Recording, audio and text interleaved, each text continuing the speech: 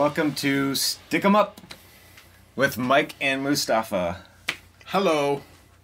We're here. On this episode, we wanted to talk real quick.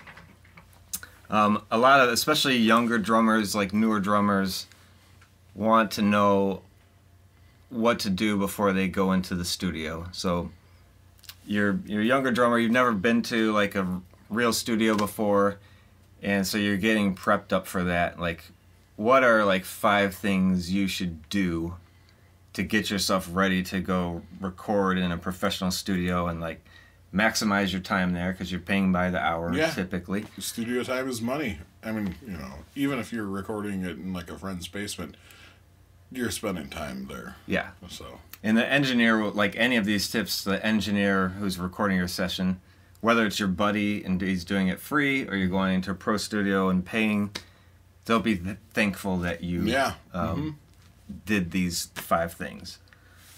The first one to me is really critical, I think, as you're rehearsing your songs with the band. Get some kind of BPM counter. I have an app on my phone, I think it's called Me too. BPM counter. Really? Let's see. Mine is just called Metronome.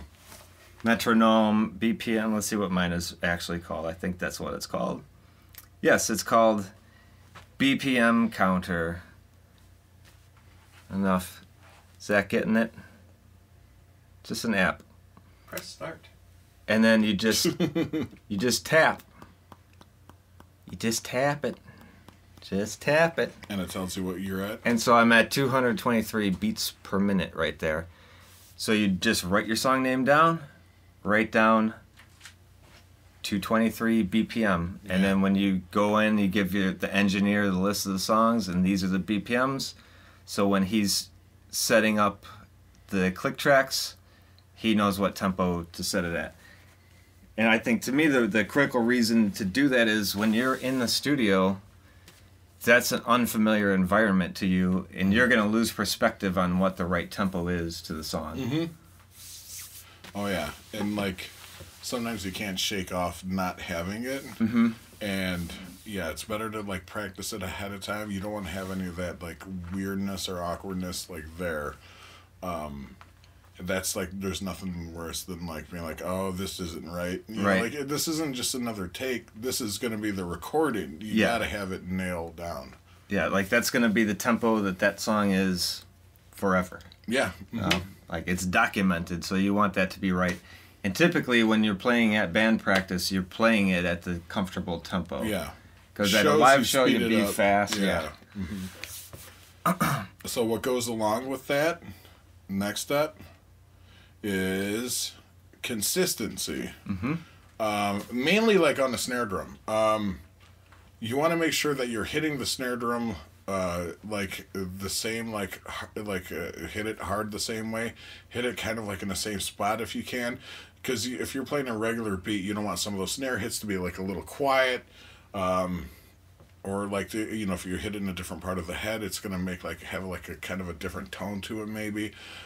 It's really got to cut through. You don't want it to sound triggered, but you do need it to sound consistent. That keeps it solid. That really locks it down, I think.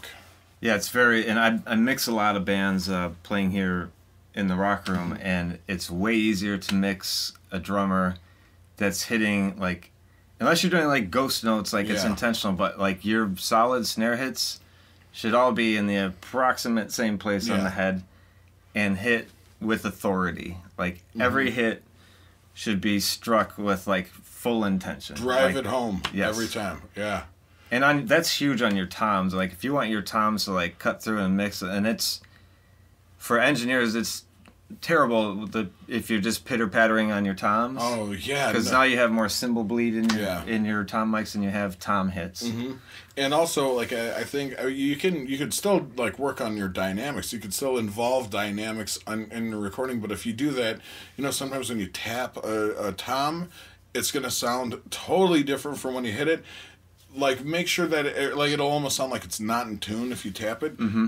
Try to make it so when you tap it, it's still in tune, and then still sounds good when you're really just driving it home. because that way you can do the dynamics and it's not messing with the tuning of the drum. So tune based off that, I would say. That's another thing. Yeah, don't tune the drum to tap, tap, tap, like whack it. Yeah. And tune it so it sounds good when you're giving it a full whack. But still in tune when you tap it. Yes. Because you can get it to sound really good when you give it a hard whack, but it'll sound really like nasty with nasty overtones if you tap it. So make sure you line both of those up, especially if you want to cover like dynamics in your recording. Yeah, and early on when I was like a 17-year-old drummer, 17, 18, maybe 16, I really loved the drum sound on the Dinosaur Jr. album, Green Mind. Uh-huh, yeah. And like every time we wanted to record, the producer we worked with was Phil Bonet, rest in peace. R.I.P. Loved you, Phil. He taught me almost everything I know about being like a solid drummer. And he was not a drummer, he was just a producer engineer. But I would play him these drums and I'm like, Phil, like, I want my toms to sound like these toms. And he's like, that's easy. I'm like, what do I gotta do? He's like, you've gotta hit it deliberately. That was the word he used. He said it's gotta be deliberately. So you have to know your fills, and every hit you do has to be very deliberate, and that's how you get a good tone out of your drum, like in the studio. That's good advice. Yeah, so find your tempos, practice your consistency. Along with both of those, once you find your tempos, if you're not seasoned to playing to a click track, you need to practice your songs to a click track to those tempos. And you know, you could get away with not playing to a click track, but if you're having problems with like speeding up songs, or if your band members are telling you that you are and you don't think you are, you probably are.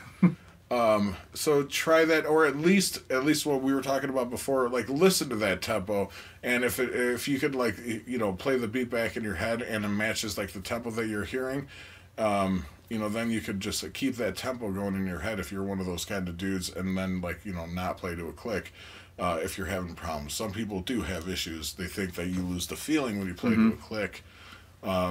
But I say pretty much anybody could overcome that. So if you just want to spend the time to overcome it, you could play to a click. You could practice to a click. You'll be good. Yeah, and you can play to a click with feel. Yes. Like, you absolutely can. And the people... And I used to be of the mindset that you couldn't. Me too. It's because I wasn't good enough at playing to a Me click. too.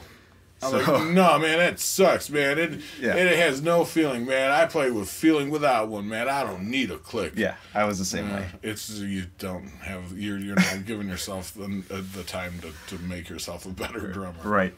Like, it's really critical if you're gonna be in a band that's you know, you want your band to be successful, you want your band to be as big as possible. At some point, if you get big enough, you're gonna work with a producer that's gonna demand that you play to a click. Yeah. And, you know, I remember back in the 90s, the first record where I really played to a click a lot was Destination Failure. And that's because that was our first record with a major producer, and I was reading all these stories of these punk bands getting signed, and when they go to make their record, their drummer gets kicked out. Because you know what those guys couldn't do? Yeah. They couldn't play to a click. So I made sure I knew how to play to a click by that point. And, you know, and that's the same today. Like, if you get on a big enough label or work with a producer with a big enough name, those guys are all going to want you to play to a click. Yeah. And if you can't, there's a chance your band might find a different drummer that can play to a click, at least for the album. And like a click will work really well with people that record on tape and like on a computer, because it just makes everything easy if they gotta like do any type of splicing or any type of like editing, punching in, taking stuff out if they have to, replacing. Like I did a fill, or I did a lack of a fill during one a chorus break on a broke down song, and I was like, whatever, man, it's fine. And what they did was, like, thankfully it was like in time they were able to kind of pull it from like the previous one and put it in there. So like it worked out good. Yeah. But if you're all over the place timing wise, you're not gonna have that, you know, luxury, and that messes things up for everyone, not just for you. What else do you got to do for So prepping? you've got to get your tempos. You got to practice your consistency. Uh-huh. Got to practice to the click. Yeah. Huge thing. Changing your heads. Oh, yeah. And you know what? Drum heads are much like guitar strings. They need to be stretched out, but you know what? Like, you can't just tug on those strings in between every song. You got to give it more time than guitar strings get from like a guitar player.